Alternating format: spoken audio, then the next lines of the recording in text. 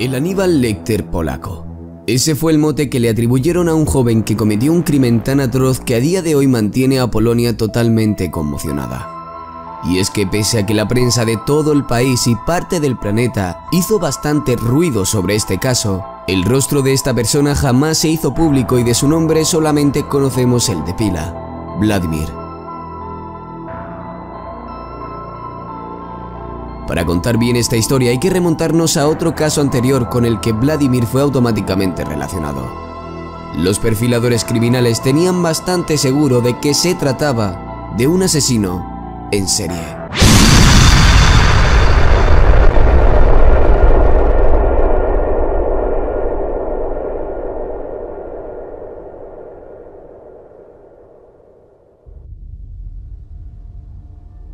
El día 6 de enero del año 1999 son encontrados los restos de la piel de Katarzyna Sołada en el río Vístula, ubicado en Cracovia. La habían desollado y, si por si eso no fuera poco, se había confeccionado un bañador femenino con los restos de su propia piel que además llevaba puesto. La encontraron unos marineros que navegaban por el río, extrañados porque algo se había atascado en las hélices del barco. Al retirarlo, se percataron de inmediato de lo que se trataba. Podemos hacer todo un vídeo sobre este caso bastante interesante, ya que si lo contase todo en este duraría demasiado. Si os gustaría que hablásemos sobre Katarzyna, dejadlo en los comentarios. La cosa es que el caso de esta joven estaba sin resolución, pero los perfiladores criminales estaban totalmente convencidos de que no estaban ante un asesino inexperto y que mucho menos tenía intención de cesar su actividad criminal en el momento. Esto por lo muy bien meditado que estaba el crimen. Hasta el momento, solo tenían un antecedente de desollamiento en el país. Jan, un ciudadano que llevaba una vida de lo más normal, pero que en el 83 acabó con la vida de su mujer e hijo para después desollarlos a ambos. También se desharía de los restos en el río Vístula. Cuando el asesinato de Katarzyna Sołada se llevó a cabo, Jan estaba en libertad condicional. Fue, como es totalmente lógico, el primer candidato a ser sospechoso por parte de los investigadores debido a rasgos similares entre los dos casos. Aún así, Jan se encontraba en un estado de salud deplorable, por lo que era muy poco probable que fuese el autor de los hechos de Sołada. Una vez descartado Jan, el siguiente pensamiento fue evidente: hay un nuevo asesino suelto que volverá a actuar muy pronto.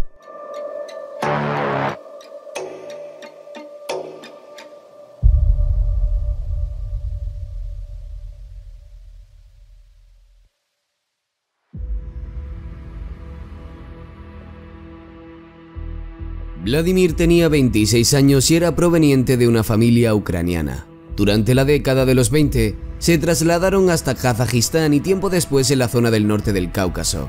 En el 91, Vladimir se mudó a Polonia con la intención de estudiar medicina en la Universidad de Jagiellónica, estudios que abandonaría solo un año después de haberlos comenzado. Cuando llevaba ya 2 años en Polonia, su padre vendería la casa que tenía en Rusia para mudarse con él, comprando una vivienda en la aldea de Brichina. Al poco tiempo, también se iría con ellos Vladek, su abuelo de 80 años. El matrimonio de los padres de Vladimir se había roto, y su padre había iniciado una nueva relación con una mujer 30 años más joven que él, hecho que supuso un shock para Vladimir, además de tener una sensación total de abandono por parte de su padre. Sentimiento que también sufriría su hermana.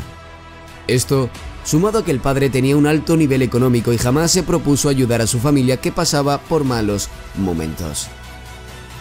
Estos hechos provocaron en Vladimir un rencor muy profundo hacia su padre. El odio fue creciendo en su interior hasta el día en que no pudo retenerlo más y lo liberó. Según muchas fuentes, Vladimir no vivía en ese momento con su padre y su abuelo. Otras fuentes dicen que sí.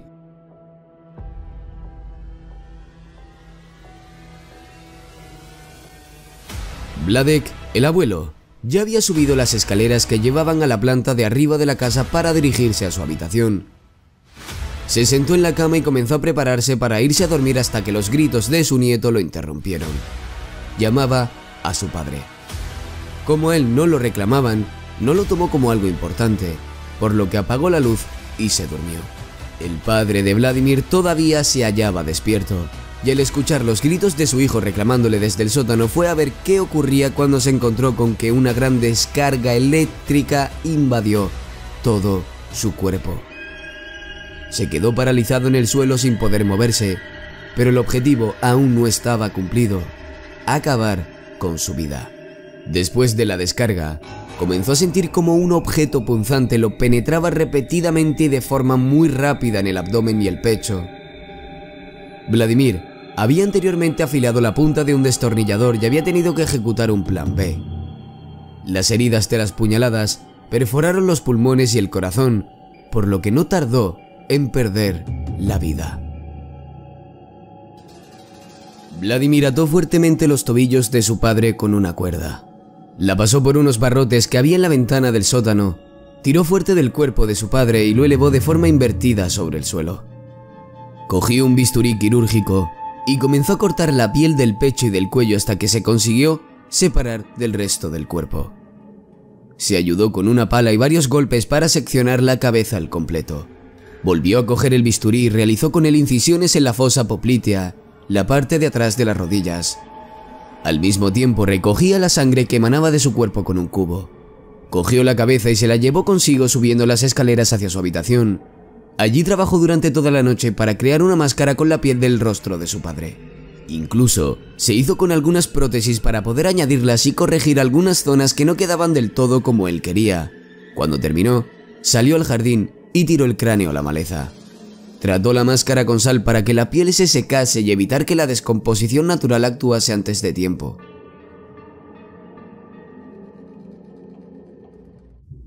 La mañana siguiente parecía transcurrir con total normalidad en la casa. Vladek estaba en la cocina preparando el desayuno cuando vio a su hijo bajar por las escaleras. Sí, su hijo. Se vestía con su ropa habitual, un sombrero, una bufanda y unas gafas. Ambos se sentaron en la mesa y mantuvieron una conversación, pero Vladek notaba una voz bastante distinta en su hijo. «Hijo, te cae un líquido rojo por detrás de la oreja. Debe de ser pintura». Cuando acabaron el desayuno, Vladimir, que estaba fingiendo ser su padre llevando puesta la máscara que se había hecho la noche anterior, salió por la puerta y se sentó en un banco cercano a la casa. Al mismo tiempo, su abuelo bajó hasta el sótano y se encontró con el escenario tan atroz que había allí. Ante aquel espanto, corrió a casa de los vecinos en busca de ayuda. Vladimir se encontraba calle abajo corriendo desesperado por buscar un escondite, observando desde una ranura cómo la policía estaba rodeando la casa. Cuando tuvo la oportunidad de salir, fue a una parada de bus de Liberto y se sentó en un banco a esperar. Allí mismo fue detenido, todavía con la máscara con la piel de su padre. El cuero cabelludo de la cabeza, el cuello y la parte superior del pecho, así como la pala y el destornillador, fueron encontrados en el sótano. En la habitación de Vladimir se encontró aguja e hilo, el bisturí, prótesis y algunas partes más de cuero cabelludo del padre. Los perfiladores criminales se sintieron muy atraídos por el joven que denominaron como el Aníbal Lecter polaco. Querían y sentían la necesidad de entender los motivos que llevaron a este criminal a cometer semejante acto. El crimen se plantea en base a gestos simbólicos para Vladimir. Todo acto que ejecuta tiene un significado y para nada es cosa del azar. Las entrevistas que se le realizaron fueron muy reveladoras para comprender la lógica tan oscura que había dentro de su mente. Para él, el asesinato de su padre fue la máxima expresión artística de sus emociones, una representación de la mezquinidad humana y de lo que simbolizó su padre al abandonar y arruinar a su familia. La cabeza de este tipo de sinvergüenza no debe colgar ni siquiera en la cruz del diablo. El valor de un hombre se puede reconocer en sus valores más que en su propio rostro, dijo Vladimir cuando explicó los motivos por los que había colocado a su padre en una crucifixión invertida. Por otro lado, tirar el cráneo a la maleza dijo que para él significaba liberarlo del cuerpo, hacerla desaparecer, ya que entendía que ella era la culpable de todos los males, donde se fraguan las peores intenciones. El hecho de utilizar el rostro de la víctima y hacerse pasar por ella alegó ser simplemente un juego.